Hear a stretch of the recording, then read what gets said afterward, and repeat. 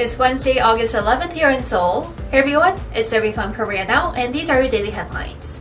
The government has approved SK Bioscience's COVID-19 vaccine candidate to start Phase 3 clinical trials. The candidate, known as GBP510, is Korea's first domestic vaccine candidate to enter the last phase of clinical trial. It's a recombinant protein vaccine that creates an immune response by inserting antigens onto the surface of a protein. The trial will compare the candidate with AstraZeneca vaccines in terms of efficacy and safety.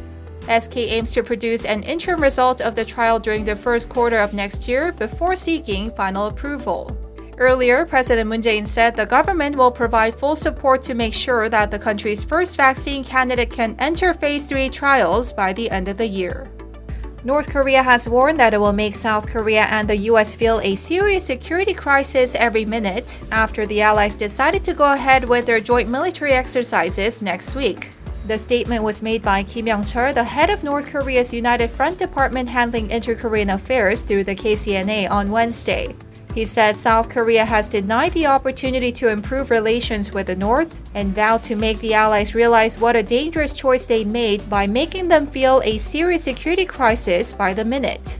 This followed another angry statement by North Korean leader's powerful sister Kim Yo-jong, who slammed South Korea and the US for going ahead with the drills. North Korea has also been refusing calls from South Korea through their military hotline since Tuesday afternoon. This comes just 2 weeks after the lines were restored after a year-long hiatus. In reaction to North Korea's statement, the US State Department has stressed that the exercises are purely defensive in nature and that Washington holds no hostile intent towards Pyongyang. The COVID-19 situation here in South Korea is showing no signs of letting up anytime soon. In fact, the country added more than 2,200 new cases on Tuesday, marking the highest daily figure since the outbreak.